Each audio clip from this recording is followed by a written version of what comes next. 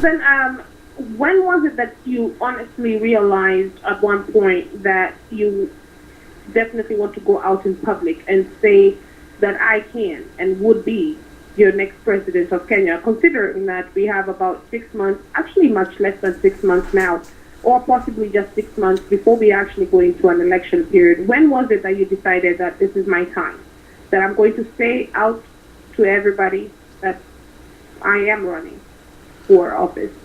Well, you know, this idea of running for the presidency began, a long time ago, like we shared earlier, and it was just a thought that I promised myself to operationalize, execute, and achieve at one point, the idea of running for the presidency.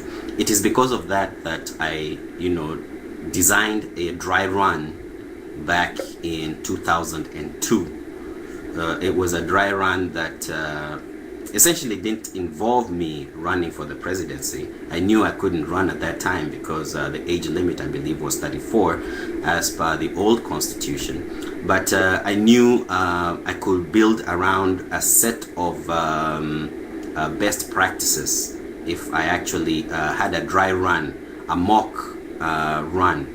And I staged that mock run. I declared that it would be in my interest to run for the presidency, just to get a collective response that would help me to navigate what happens when you make that declaration amongst likely voters, and what level of support I'm bound to get in the future if I do make that declaration. So that was in 2002, and in I have a 2007. question for following that. How did you do the mock run? How did you actually attain it? What technique did you use to actually do the mock run?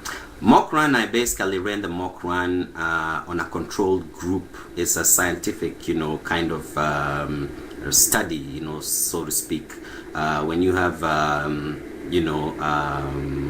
a desire to have some outcomes, I have a rubric which I use, for instance, gauging response, gauging what Kenyans want for Kenya, collecting the data that is needed to create a successful presidential campaign, which actually involves the people's ideas and what the people want, not what an individual candidate wants.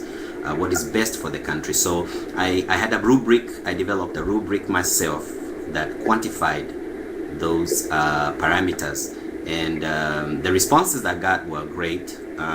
They showed me that yes, it is possible to run for the presidency, and it is possible to become a part of a new wind of change, like we saw back in 92 when Section 2A was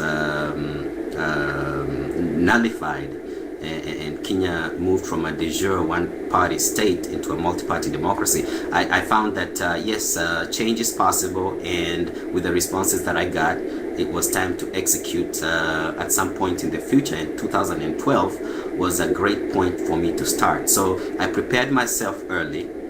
I rallied about gathering myself the sorts of ideas and working best practices that have been tested, and using those to create a platform that is not only living, and by that I mean it's adaptable to the challenges that we face, but it's also dynamic in that it seeks to incorporate some of the things that are fundamental and basic that for a long time now we have forgotten. Things like fairness, equality, justice, the very little things that you don't get to hear about from those who are actually running for public office, and they have been in public office for the past 50 years. Probably because there is not much they can add of value to those sets of values. But we have, come up with, a consistent platform that brings to fore those values and challenges those who have been in office to declare their stand on those values, because they are common sense approaches to solving the problems that we've been faced with from 50 years ago when we gained our independence. So